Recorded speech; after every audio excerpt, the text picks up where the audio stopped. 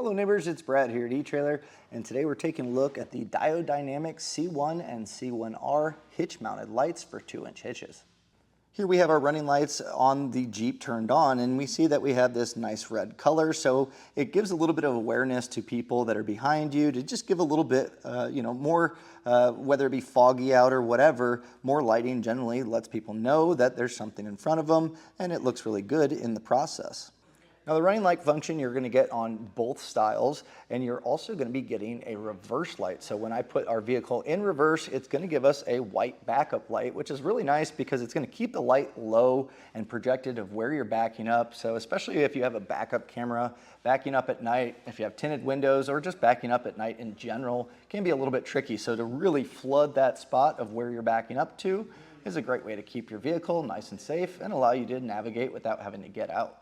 Now the difference between the C1 and C1R really comes down to the functionality, and what I'll show you here is not only do you get the running lights and reverse, but also you get a fourth brake light. So it's going to bring attention to the people behind you when you hit those brakes. They'll maybe get off their phone and be able to see it, and part of that comes down to having a safety strobe to really get that attention. So as I apply the brakes, you'll see the light flash, which is going to bring attention to the back of the vehicle, and then as I hold the brakes, you'll see that it'll go with the taillights.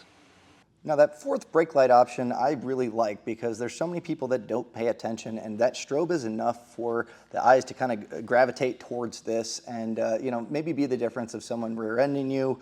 But overall it's just a nice safety feature, and that safety strobe, if it's not for you, you can actually omit that by trimming a wire on the harness. And also it is time delayed, so it's only going to go off once it resets itself. That way if you're in stop and go traffic and hitting the brakes on and off, it's not going to be constantly strobing, but when you're out on the highway for a while and hit those brakes, that quick strobe will bring attention to your vehicle. When the light is into your receiver tube opening, it sits relatively flush with the front. It looks really good, and it is, as I mentioned earlier, going to work with any 2-inch by 2-inch hitch. Now, to get this popped in place, there's 2 plastic tabs that kind of keep tension on here, and then the plug just runs back and eventually to the 7-pole, but you'll see that these press in and go into where the pin and clip would be. There's also a top one to keep a little bit of pressure.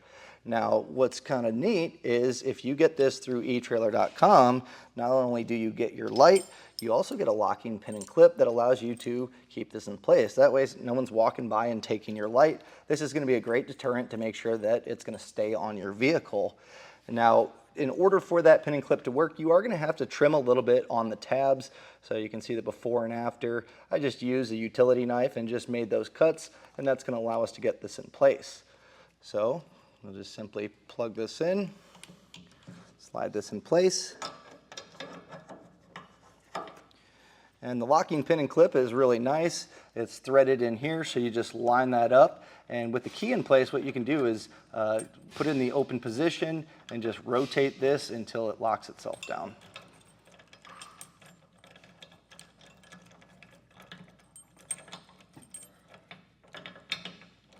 Comes with 2 keys, so that's really nice as well, and a rubber cap to prevent that tumbler from getting anything built up in there. The harnesses included with the C1 and C1R do vary just slightly. It's going to have the same plug that goes into the back of the light, but it tees off into a 7-pole connector. So if you have a factory 7-way, more times than not it should work. It's generally a universal style fit, but making sure you have that 7-pole function to plug into is going to make it, able to be working. And that's how it gets its functions to be able to light up as you go through the gear selection. So you'll have a plug on the back side of your factory 7-way. This will just tee in, so there's no splicing required. It even comes with zip ties to get this all cleanly done. And something that I've seen with all of the Diode products is the wiring that they include is truly awesome. I mean, it's all braided, it's heat strength, great connectors, high quality stuff. And with this all sealed up, once you get it all plugged in, it's going to keep it watertight, so you don't have to worry about this breaking down long term. So pretty basic here. The C1R is going to be slightly different, and I mentioned that you can omit that safety strobe, so I'll get that harness out and show you it. The C1R harness is very similar. You'll find that there's going to be a few extra electrical connectors. The main thing with the safety strobe is you'll have this box here, and that's going to be doing all the logic for that safety strobe. So if you want to omit that safety strobe, you're still going to get the fourth brake light function. It's just not going to flash when you press those brakes. A simple snip of this purple wire is going to disable that safety strobe for you.